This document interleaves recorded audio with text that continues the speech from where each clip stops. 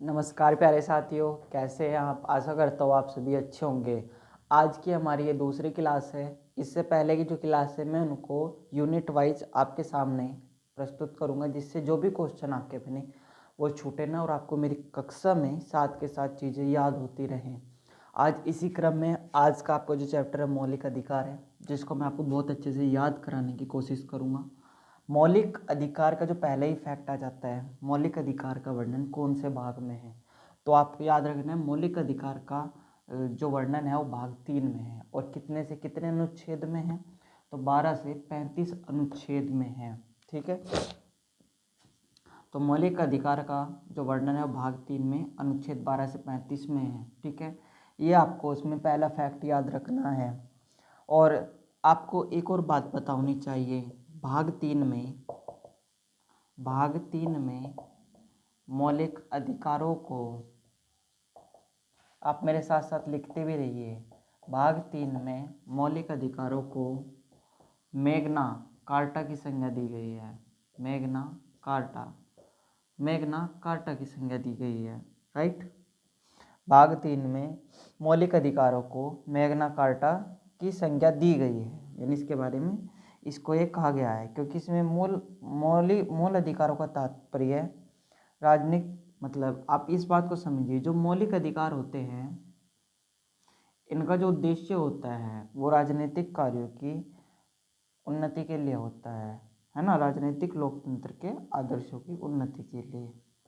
तो आपको एक बस इतना सा पॉइंट याद रखना है कि लोकतंत्र के आदर्श बने रहे हैं, इसकी उन्नति के लिए होता है, इसकी उन्नति के लिए होता है। क्लियर रहेगा इतना पॉइंट। चलिए तीसरे पॉइंट पर बात करते हैं। पहला, दूसरा, तीसरा पॉइंट ये है इसमें कि जो अनुच्छेद हैं 12 से 35 तक, उनका एक बहुत अच्छे से क्रम वाइज बनाया गया है। आइए वो क्रम वाइज मैं आपको उसको समझाने की कोशिश करता हूँ, है ना, और आपके आशा करता हूँ आपके बहुत अच्छे से याद हो जाएंगे। तो मैं आपको लिए चलता हूँ क्रम वाइज सिचुएशन पे। तो सबसे पहले तो आपको ये पता होना चाहिए मौलिक अधिकार हमने किसके संविधान से लिए हैं। पहला फैक्ट तो आपको यही आ जाता है। तो आइए इसको भी मैं आपको समझा देता हूँ। मौलिक अधिकार हैं इनको अमेरिका के संविधान से लिया गया है। कहाँ से लिया गया है, पहला क्वेश्चन आपका, तो अमेरिका के संविधान से लिया गया है। दूसरा क्वेश्चन आपका बन जाता है, अमेरिका के संविधान में इसे बिल ऑफ राइट के नाम से जाना जाता है। अब जो अमेरिका के संविधान से लिया गया है, तो अमेरिका के संविधान में उसे किस नाम से जाना जाता है, बिल ऑफ राइट्स के नाम से जाना जाता है। मतलब बच्चों आपको ये बात ध्यान रखनी है, जो अमेरिका का संविधान है वो अमेरिका में मौलिक अधिकारों के नाम से नहीं जाना जाता है, तो भारत का नाम है इसका, समझे ना। बिल ऑफ राइट्स इसको अमेरिका संविधान में जाना जाता है, जो कि वहाँ के मौलिक अधिकार है, और वहाँ से ये लिया गया है। क्लियर इतना पॉइंट आपका। चलिए तीसरा पॉइंट हम बात करते हैं। मौलिक अधिकार केवल लिखित वाले देशों की व्यवस्था होती है।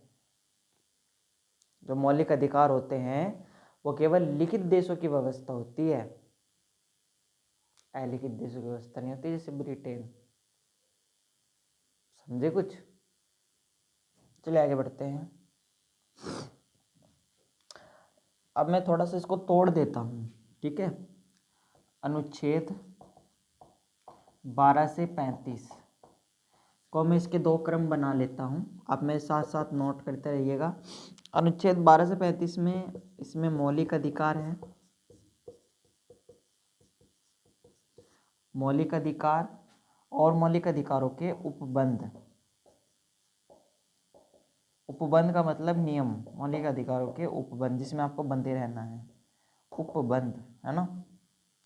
मौलिक अधिकारों के अन्य उपबंध। अब देखते हैं मौलिक अधिकारों के बारे में साफ साफ कितने से कितने में बताया गया है। तो जो 14 से लेकर 32 है उसके बारे में यहाँ पे बेसिक बताया गया है ना। और जो आपका 12 और जो आपका 13, जो आपका 33, जो आपका 34, 35, 12, 13, 33, 34, 35 और 14 से लेके 32 में तो मौलिक अधिकारों के बारे में बताया गया है ना। दो छोड़ देना इसमें से। उसमें कुछ राज्य के बारे में बताया गया है शुरू में, राज्य संरक्षण करता है, और ये उपबंध है, ठीक है। इनके नियम 12 और 13 मैंने जैसे आपको कहा ना नियम, तो 12-13 नियम तो यहाँ पे आ जाएंगे, ठीक है, यहाँ पे आ जाएंगे। और जो आपका 14 से 35 रहा उसमें इनके बारे में बताया गया है, और 33, 34, 35 के बारे में, इसके बारे में और विस्तार से बताया गया है, राइट। चलिए इतना पॉइंट आपका क्लियर हो गया होगा। अब मैं आगे बढ़ता हूँ। चलिए सबसे पहले मैं आपको भी बता देता हूँ,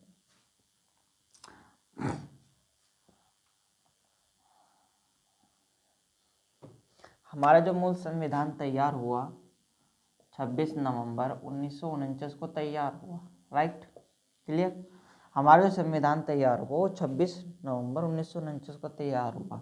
दोस्तों पहले इसमें 7 मौलिक अधिकार थे, पहले हमारे संविधान में 7 मौलिक अधिकार थे, लेकिन 1978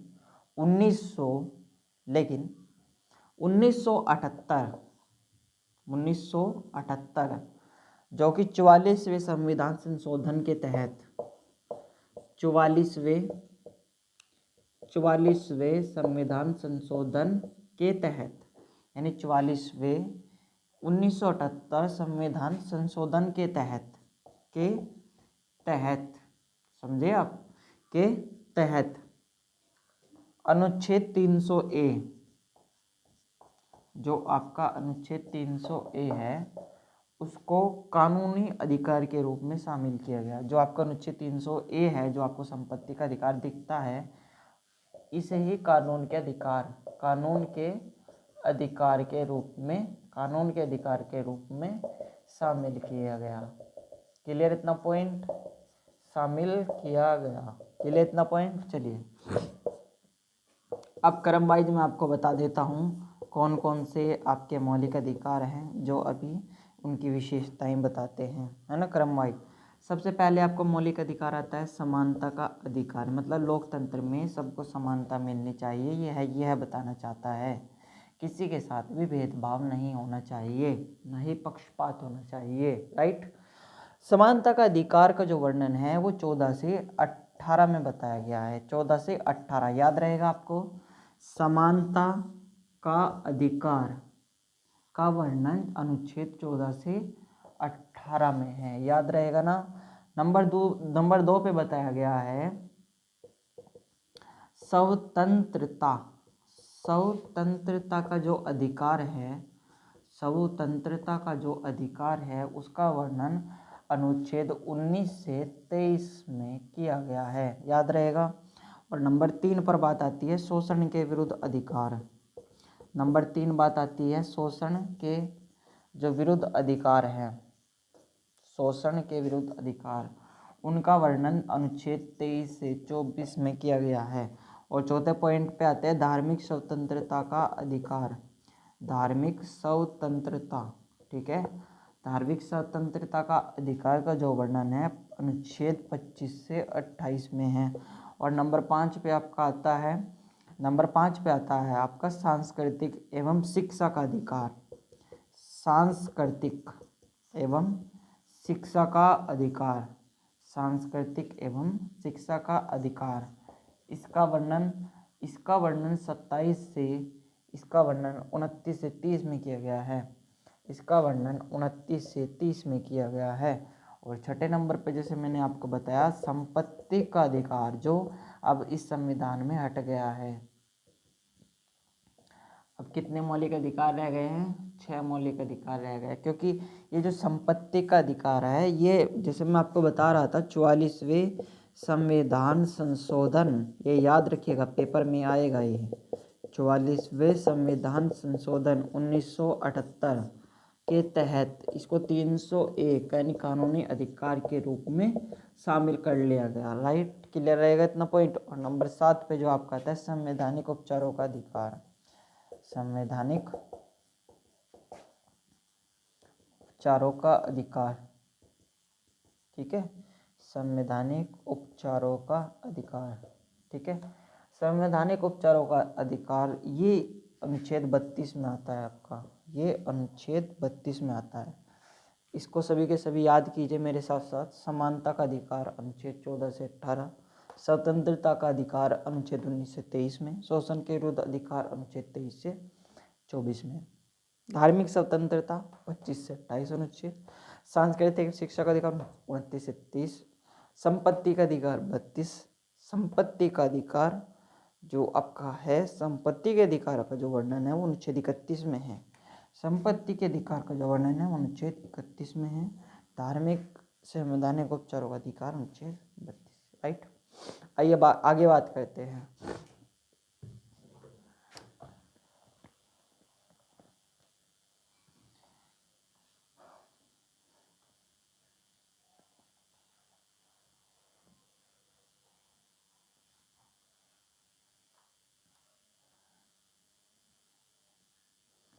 आगे हम बात करते हैं इसमें।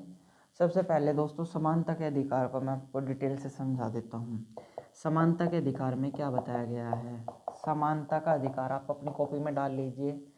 समानता का अधिकार है ना, समानता का अधिकार सभी अपनी कॉपी में डाल लीजिए।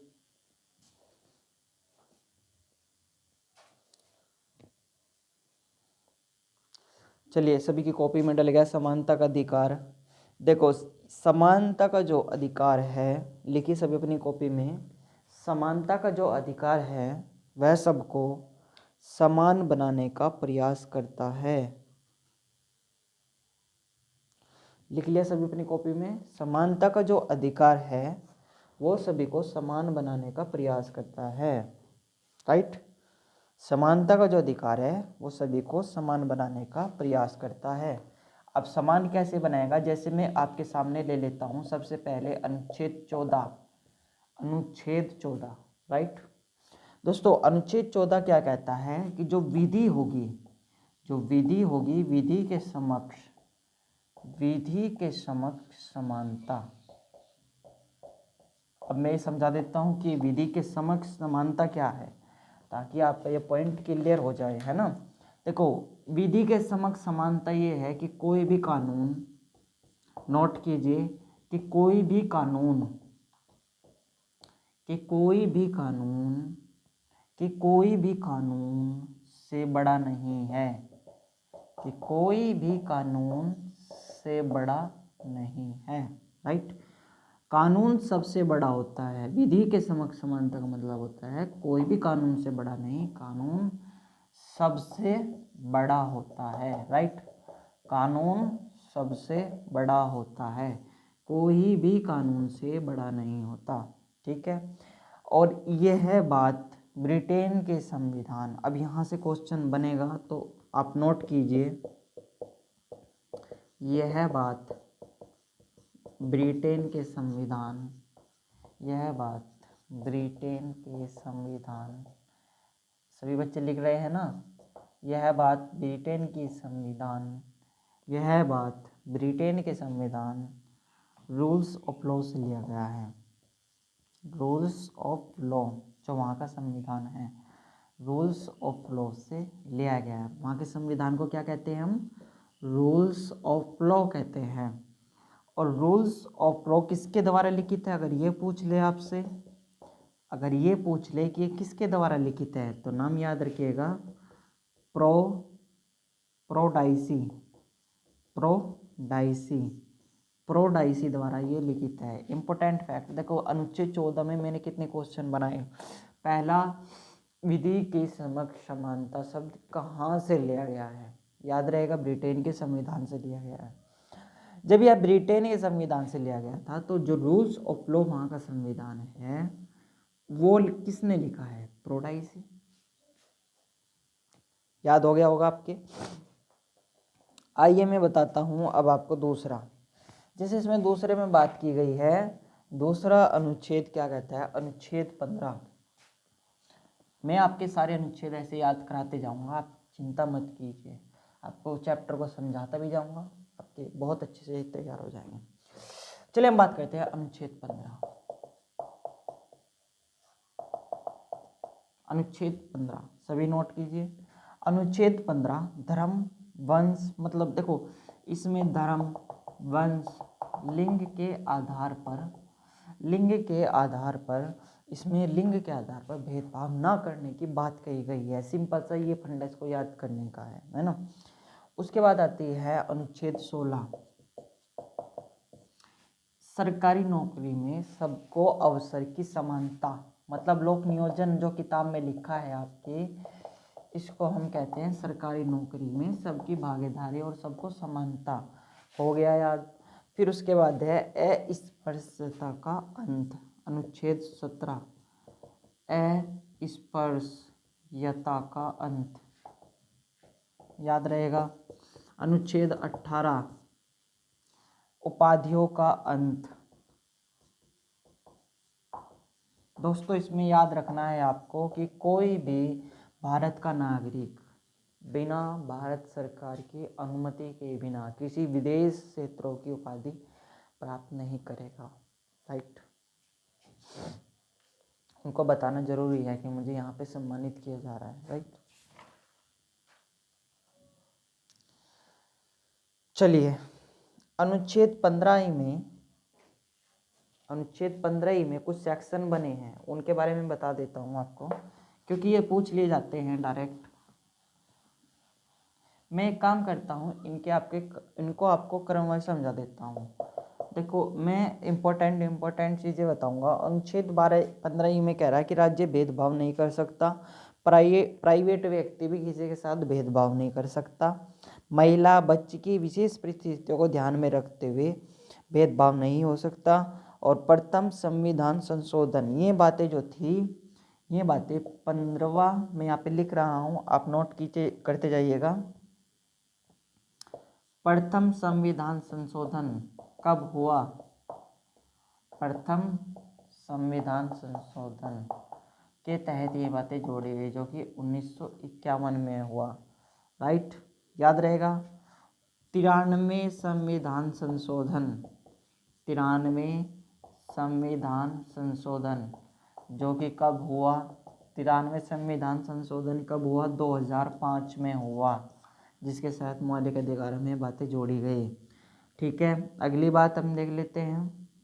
अगली बात है, नोट कीजिएगा। जो 93 संविधान संशोधन 2005 में जोड़ा गया, देखो इसमें क्या बात जोड़ी गई, ये भी याद रखिएगा। प्रथम संविधान संशोधन में बात जोड़ेगी कि राज्य भेदभाव नहीं कर सकता, राज्य भेदभाव नहीं कर सकता। राइट, और जिसमें बात जोड़ी गई वो क्या जोड़ी गई, वो भी नोट कीजिए। प्राइवेट व्यक्ति कभी भी भेदभाव नहीं कर सकता, प्राइवेट व्यक्ति भेदभाव नहीं कर सकता। 2 हो गए। तीसरा संविधान संशोधन लिखिए। तीसरा संविधान संशोधन 103वें संविधान संशोधन द्वारा, 103वां जो संविधान संशोधन हुआ था 2019 के तहत, इसमें क्या बात की गई कि महिला व बच्चे की विशेष परिस्थिति को ध्यान में रखते हुए भेदभाव नहीं हो सकता। समझे ना, मतलब विशेष परिस्थिति, इसमें EWS भी जोड़ा गया था, याद रखना है, EWS आरक्षण। ठीक है, याद हो गया। अनुच्छेद 16 में वही लोक नियोजन में सबको समान नौकरी की बात कही गई है। उसके बाद आ जाते हैं हम अनुच्छेद 16 में। अनुच्छेद 16 ही में नोट कीजिए क्या है।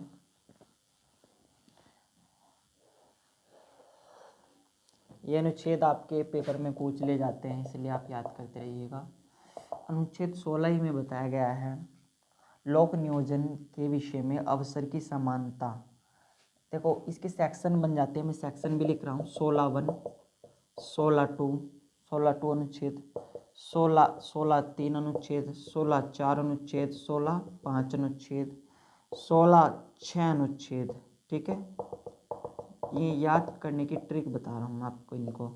ठीक है, देखो इसमें क्या कहा गया है, सरकारी नौकरी में यानी लोक नियोजन में अवसर की समानता, अवसर की समानता। राइट, तो फिर अनुच्छेद 1 में क्या कहा गया है? अनुच्छेद 1 में कहा गया है कि सभी को आपको अवसर देना है, किसी एक व्यक्ति को अवसर नहीं देना। तो इसमें आप ये लिखिए, सभी को अवसर कि समानता देनी है आपको। अनुच्छेद 16(1) में एक बात कही गई है, और दूसरे में कही गई है कि धर्म, भेदभाव, लिंग के आधार पर आपको बिल्कुल भी किसी के साथ भेदभाव नहीं करना, ठीक है ना, ठीक है। और तीसरे में कही गई कि निवास स्थान के आधार पर, निवास स्थान के आधार पर, कि हाँ निवास स्थान के आधार पर भेदभाव हो सकता है, ये इसमें बात की गई है, भेदभाव हो सकता है। ये इसमें लॉजिक है। मान लीजिए कोई राजस्थान का व्यक्ति है और कोई उत्तर प्रदेश का, तो राजस्थान पुलिस पहले राजस्थान वालों को ही तो नौकरी देगी। जब संख्या वहाँ पे कम रह जाएगी तभी उसमें अवसर की समानता देगी, दूसरे नागरिकों को तो भेदभाव हो सकता है, राइट। आइए आगे बात करते हैं। नौकरी में SC इसमें क्या गया है, नौकरी में SC OBC ST के लिए आरक्षण की बात की गई है अनुच्छेद 4 में। 5वें धार्मिक संस्थानों में इसी धर्म के लोगों को नियुक्त किया जाएगा, मतलब धर्म के लोगों को। देखो इसमें कही गई है कि जो भी धार्मिक संस्थान होंगे उसमें केवल धार्मिक लोगों को ही नियुक्त किया जाएगा, ठीक है, धार्मिक लोगों को ही नियुक्त किया जाएगा। और अनुच्छेद 16(6) क्या कह रहा, ये EWSB का ये वो EWF जो कि सामान्य को आरक्षण की बात थी, इसकी फुल फॉर्म होती है इकोनॉमिकल वीकर रिएक्शन, ठीक है, सेक्शन, ये याद हो जाएगा।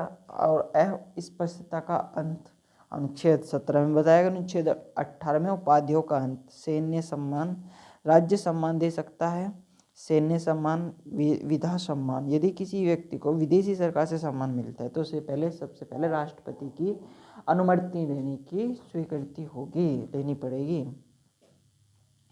अनुच्छेद 22 में स्वतंत्रता का अधिकार, भाई यही बताया गया है अनुच्छेद 22 19 से 22 में कि भाषण एवं अभिव्यक्ति की स्वतंत्रता का अधिकार सबको है, कोई भी बोल सकता है। शांतिपूर्ण हथियार रहित सम्मेलन का अधिकार सबको है। संघ संगम सहकारी समितियां बनाने का अधिकार, 97वें संविधान संशोधन, ये याद रखिएगा, इम्पोर्टेंट बात है।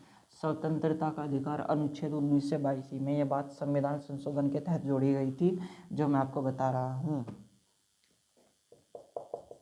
ये कौन सा संविधान संशोधन हुआ था, 97वें संविधान संशोधन अधिनियम। ये संविधान संशोधन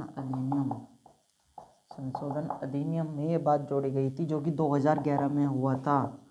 ये बात याद रखिएगा, 97वें संविधान संशोधन 2011 के तहत इस बात को कहा गया था कि संगम सहकारी समितियां बनाने का अधिकार है। यानी भारत में संघ से समझिए RSS है ना। संगम का मतलब होता है, संगम मतलब एक गुट बना लेते हैं ना, जैसे उस तरीके से आप इसको समझ सकते हैं। सहकारी समितियां बना सकते हैं आप, इसका भी अधिकार आपको है स्वतंत्रता के अधिकार में। तो ये 2011 में जोड़ी गई थी, है ना।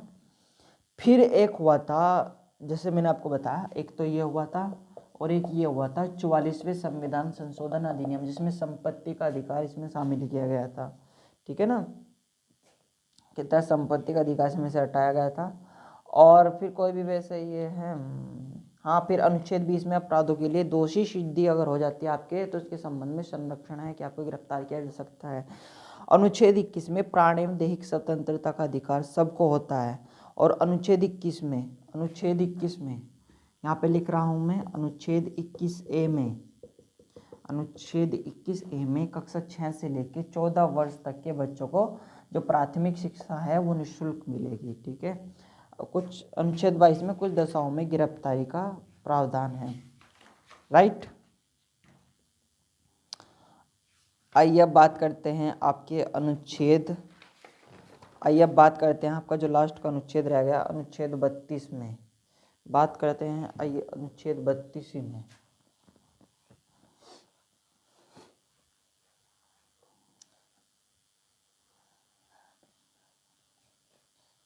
दोस्तों थोड़ा टाइम लग गया इसको ख़त्म करने में, असल में सभी चीज़ें इस टॉपिक में कंप्लीट है। 24 मिनट, हाँ वही बात हुई, 30 मिनट का एवरेज निकला है इस वीडियो का। चलिए बात करते हैं हम अनुच्छेद 32 में।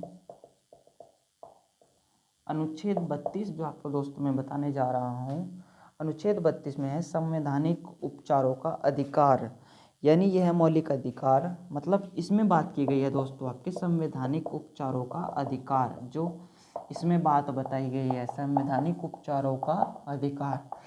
आप नोट करते रहिएगा, संविधान में मौलिक अधिकारों की यह सुरक्षा की गारंटी देता है, सुरक्षा की गारंटी देता है ना। जो व्यक्ति मौलिक अधिकारों का उल्लंघन हो रहा है, वह व्यक्ति एक्ट 32 के तहत सुप्रीम कोर्ट जाकर, एक्ट 226 के तहत हाई कोर्ट जाकर इन मौलिक अधिकारों को लागू, मतलब अगर किसी व्यक्ति को ये लग रहा है ना कि मेरे मौलिक अधिकारों का उल्लंघन हो रहा है, मुझे मेरे मौलिक अधिकारों में स्वतंत्रता नहीं मिल रही है, या कोई भी सरकारी कर्मचारी या कोई भी इसको प्रतिपादित कर रहा है, तो वो क्या कर सकता है, एक्ट 32, ये याद रखिएगा, एक्ट 32, एक्ट 226 के तहत इसमें तो जाएगा वो हाई कोर्ट में और इसमें जाएगा वो सुप्रीम कोर्ट में। याद रहेगा एक्ट 32 में तो जाएगा वो, एक्ट 32 में जाएगा सुप्रीम कोर्ट में, और इन दोनों मामलों में कब जाएगा, जब उसको उल्लंघन लगेगा कि उसने उल्लंघन हो रहा है, मौलिक अधिकारों का उल्लंघन हो रहा है, जब ऐसा किसी व्यक्ति को प्रतीत होगा तब जाएगा, राइट। चलिए बात करते हैं हम अधिकार की। देखो अधिकार दो प्रकार से होते हैं, एक परिवर्तनीय एक अपरिवर्तनीय। परिवर्तनीय इन्हें लागू किया जाता है, जैसे मौलिक अधिकार में है। अपरिवर्तनीय लागू नहीं किया जाता, जैसे राज्य के नीति निर्देशक तत्व, ठीक है। मौलिक कर्तव्य भाग 4 में है ना। फिर रीट के प्रकार होते हैं। देखो रीट जो होती है वो 5 प्रकार की होती है। अब ये रीट क्या होती है, आइए मैं आपको समझा देता हूँ। इसका अर्थ होता है, मतलब यह राज्य के साथ साथ प्राइवेट व्यक्ति के विरुद्ध भी जारी की जा सकती है। जैसे पहला है बंदी प्रत्यक्षीकरण, दूसरा है परमादेश, तीसरा है प्रतिषेध, चौथा है उत्प्रेक्षण, पांचवा है अधिकार पुच्छा। देखो बंदी प्रतिष्ठीकरण को हम सबसे पहले समझ लेते हैं क्या है ये, तो लिखिए आप अपनी कॉपी में, सभी नोट कीजिए। इसका अर्थ शरीर प्राप्त करना होता है। यह राज्य के साथ साथ 2 प्राइवेट व्यक्तियों के विरुद्ध भी जारी की जा सकती है। यानी कोई व्यक्ति अगर 24 घंटे से अधिक किसी भी व्यक्ति को यदि किसी भी प्रकार से हिरासत में लिया जाता है या बंदी बनाया जाता है, तो उसे न्यायाधीश के समक्ष उपस्थित होना पड़ेगा, ठीक है। और राज्य प्राइवेट व्यक्ति ने बंदी बनाकर रखा तो वह बंदी प्रत्यक्षीकरण का उल्लंघन होगा। अगर बिना न्यायाधीश को बताए हुए राज्य ने किसी व्यक्ति को बंदी बना दिया तो बंदी प्रत्यक्षीकरण का उल्लंघन होगा, राइट। चलिए आगे बढ़ते हैं। दूसरी बात है परमादेश क्या होता है, नोट कीजिए। सुप्रीम कोर्ट कहती है कि जब हम आदेश देते हैं, यदि कोई सार्वजनिक अधिकारी कर्मचारी अपने सार्वजनिक कर्तव्यों को करने से इनकार कर देता है तो यह रिट उसके विरुद्ध जारी कर देती है। मतलब हमने कोई आदेश दिया और कोई सरकारी कर्मचारी अधिकारी हमारी बात का उल्लंघन कर रहा है तो उसके खिलाफ रिट जारी हो सकता है। यह राज्य के विरुद्ध भी जारी की जा सकती है, लेकिन प्राइवेट व्यक्ति के विरुद्ध जारी नहीं की जा सकती। अगर क्वेश्चन आ गया जो परमादेश है क्या वो प्राइवेट व्यक्ति के विरुद्ध जारी की जा सकती है, तो बच्चों ना, ये केवल सरकारी कर्मचारी के विरुद्ध जारी की जा सकती है। एक प्रकार की रीट होती है कि आपने कारण बताओ नोटिस जिसको कह देते हैं ना, उसी प्रकार से आप इसको याद कर लीजिएगा, ठीक है। प्रतिषेध इसका अर्थ होता है रोकना। प्रतिषेध का मतलब आपको हमेशा याद रखना है, प्रतिषेध का मतलब होता है रोकना। देखो मान लो कोई भी मतलब कोई भी आपका वो है क्या कहते हैं मुकदमा है, वो सबसे पहले अधीनस्थ न्यायालय में जाएगा, उसके बाद हाई कोर्ट में, उसके बाद सुप्रीम कोर्ट में। यदि हाई कोर्ट में सुनवाई चल रही है लेकिन सही प्रोड्यूस को फॉलो नहीं किया जा रहा है तो सुप्रीम कोर्ट को लगता है कि महत्व का मामला है, तो सुप्रीम कोर्ट उसमें अपना जो भी चीज़ें होंगी वो जारी कर सकती है, याद रहेगा। यह रीट केवल न्यायपालिका से संबंधित ही होगा। उसके बाद आता है आपका उत्प्रेक्षण, यह रीट भी न्यायपालिका से ही संबंधित है ना। अधिकार, आपका अधिकार क्या है, अधिकार पुच्छम में क्या आपका अधिकार, यदि किसी व्यक्ति को गलत तरीके से सार्वजनिक पद को धारण किया जाता है तो उसके विरुद्ध कोई भी नियम लाया जा सकता है। दोस्तों मौलिक अधिकार चैप्टर आपका कंप्लीट हुआ। फिर मिलता हूँ नेक्स्ट वीडियो के साथ कुछ महत्वपूर्ण क्वेश्चन। तब तक के लिए धन्यवाद। जय हिंद, जय भारत।